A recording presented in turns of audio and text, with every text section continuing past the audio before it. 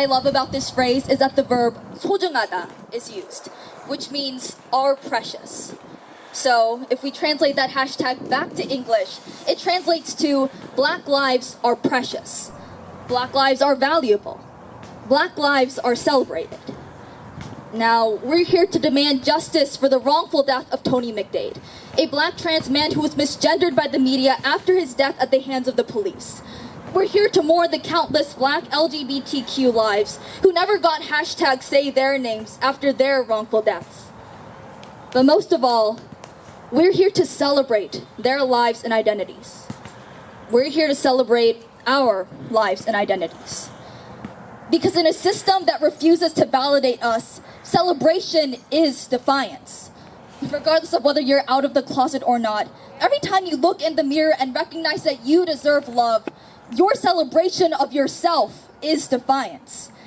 Every time we recognize someone who is flourishing in a system intentionally designed to malnourish them, our celebration is defiance.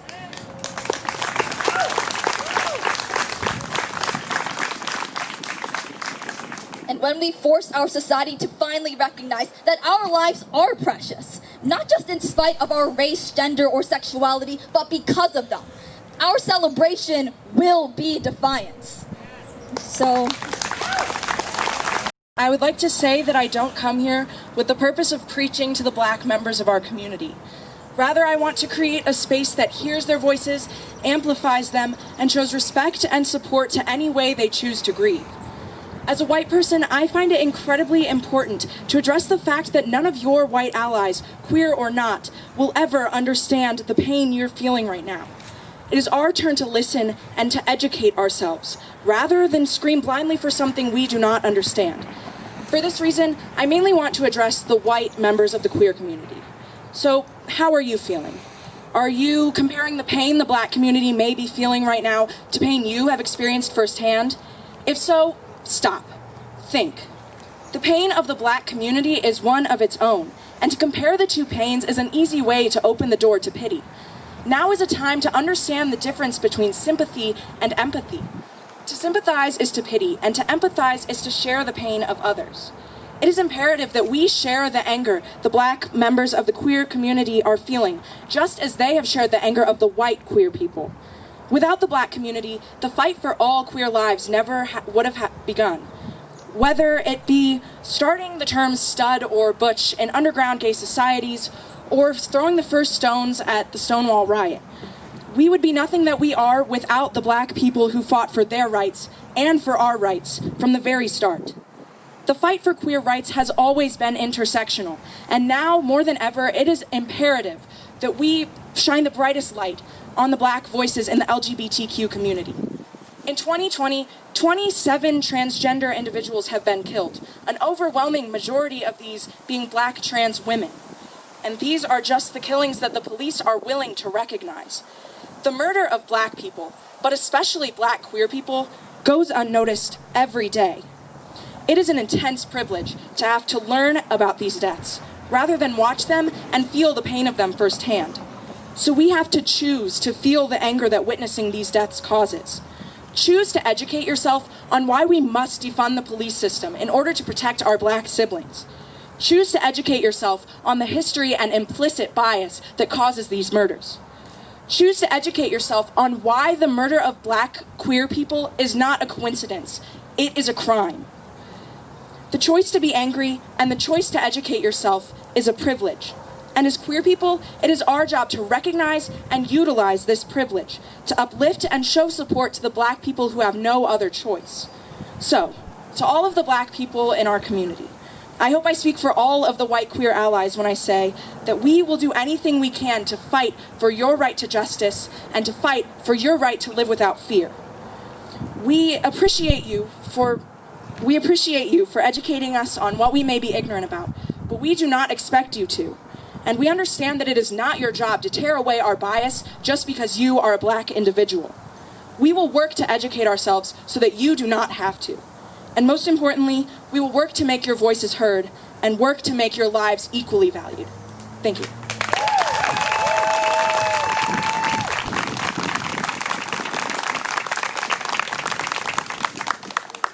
Next, we have Deontay Mosley, who is a junior at Illinois State University.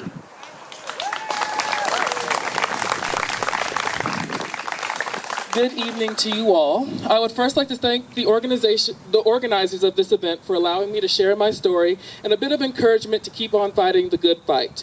I want to thank you all for being here as we stand in recognition of the trials of Black people as well as the tribulations of the queer community.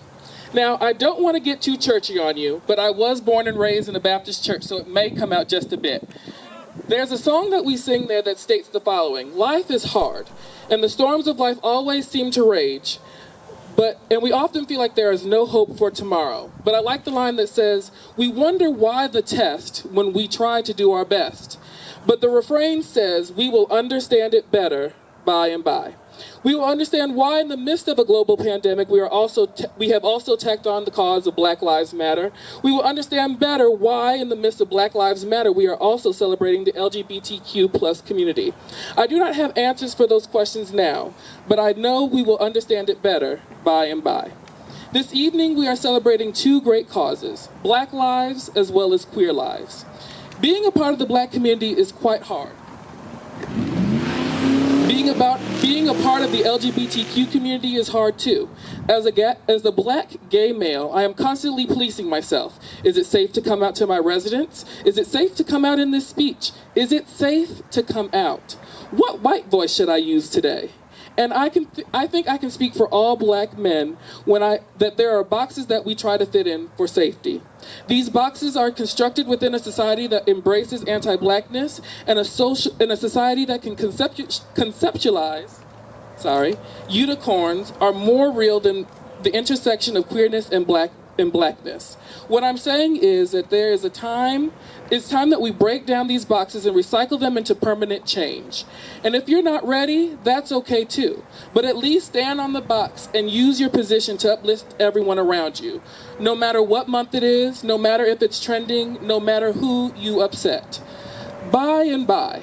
It may not be tonight, and it will not be tomorrow. It might not be this week, this month, or even this year. But a new day will come where we can tell the story how we've overcome, and we will understand that Black lives matter. Black trans lives matter. All Black lives matter. Thank you.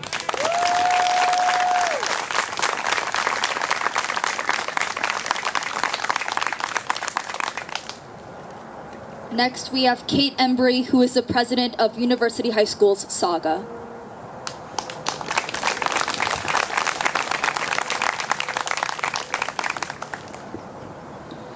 As most of you can probably tell, I'm white, which means a lot of things, but most of all, it means that I have never faced discrimination based solely on the color of my skin. This isn't to say I've never faced any discrimination at all. As a young girl who identifies as bisexual, I've faced challenges, but none that will ever begin to compare to those that the Black LGBTQ community face. Being Black in America is a struggle all on its own, and one that I'm not at all qualified to speak on. Identifying as queer comes with a completely different set of hardships, but both are valid and don't exist within a vacuum, which is why intersectionality is so important. In a movement founded by Black trans women, you can't pick and choose which causes to support and which to ignore. Marsha P Johnson was one of the main leaders in the 1969 Stonewall riots that truly began the movement for gay rights in this country. She was Black, poor, and gender nonconforming. If ever there was a face of a liberation movement, it was her. And yet, time and time again, white, cis faces are pushed to the front of a movement, designed by Black trans women. According to the Human Rights Campaign, at least 14 gender nonconforming people have been killed in 2020 already, but the numbers are much higher due to underreporting and intentional misreporting by officers. Around 75% of trans people who report violence are misgendered in initial police reports, which only increases stigma and makes it more difficult for people to speak up. This is such a monumental issue, and not something that can be solved overnight or by any one person. This is why it's so important for all of us to do little things that make a big difference. One of the most important things we can do is to educate ourselves, get to know people with different experiences than yourself, and find out about things that don't impact you directly, but should really concern all of us. Then, become vocal in your support every single day. Once you've gotten informed, get active and vote in local and federal elections. Many activists here will be turning 18 soon, myself included, and will be able to vote for the first time and make our voices heard. It's a huge opportunity and a cool experience that I would totally recommend, but isn't something that's just trendy and fun. For some people, it's a matter of protecting their right to exist and not live with persecution. Being Black, gay, trans, or all of the above is a constant battle against stigma. And if you're privileged enough to be none of the above, you're given an even larger opportunity to speak out, and I hope that you use it. Don't do it to be trendy or to feel good about yourself. Do it because it's what's right to do and what needs to be done to start dismantling discrimination.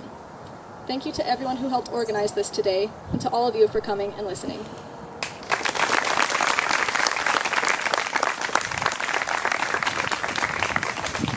And last but not least, we have Alex Phillips. Alex is a graduate from Bloomington High School and will be majoring in psychology, so he's better prepared to work for LGBTQ youth, children of color, and other youth who identify as a minority.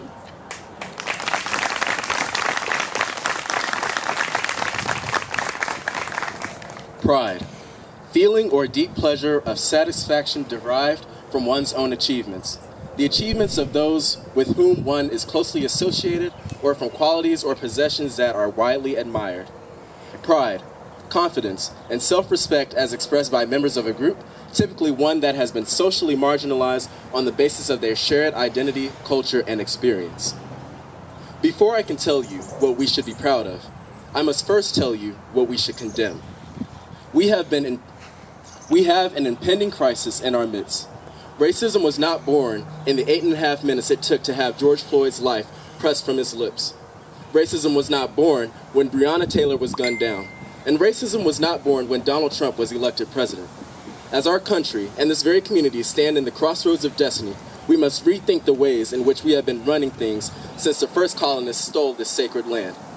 I am proud and thankful for our veterans and those who have laid their lives down for this country, but I am not proud of those who are in positions of power that have never known what it is like to fight on the battlefield, weaponize a flag as an attempt to silence those who are protesting injustice.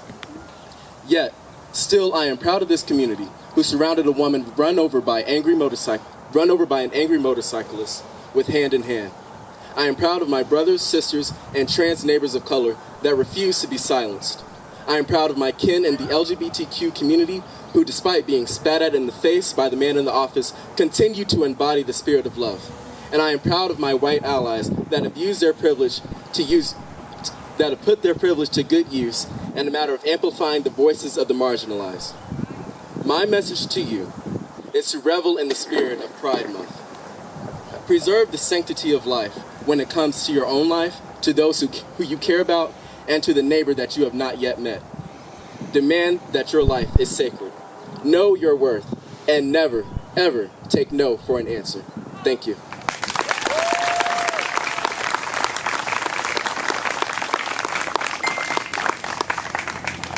Thank you. Now, before we begin marching, please use this time to reflect on the following taken from us.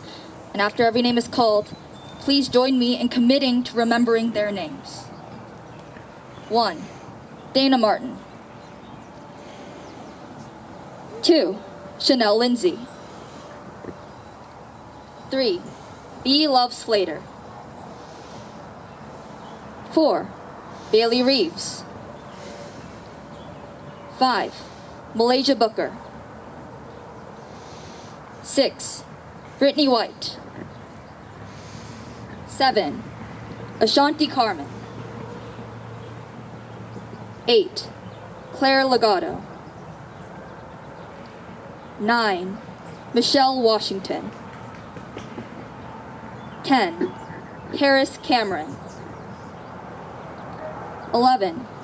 T.D. Gully. 12. Chanel Skurlock. 13. Zoe Spears. 14. Brooklyn Lindsay. 15. Denali Berries Stuckey. 16. Tracy Single.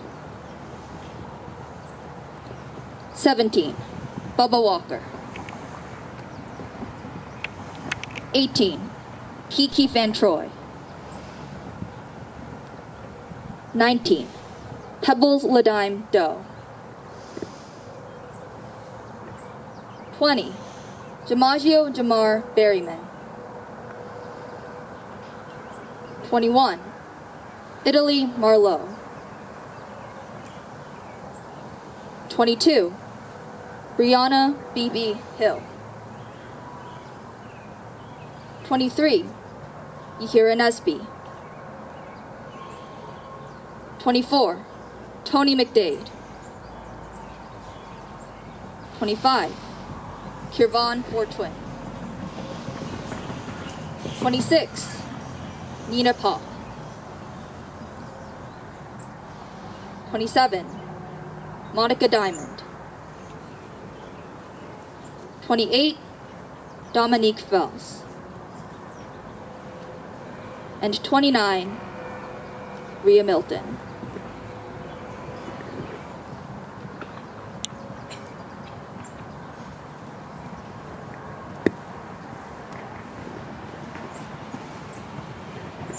Not all of these people got #say their names. Not all of these people got week-long social media outcries. And none of these people got the justice and accountability they deserved. And none of these people have the recognition of their memories just because of the color of their skin, the person who they love, or their gender identity. So I hope you'll join me in committing to remember these 29 names and think of all of the names that never got say their names and may never get #say their names. So as we march, please hold these names close to your heart. And after this march is over, after this summer ends, after this movement disappears from our feeds,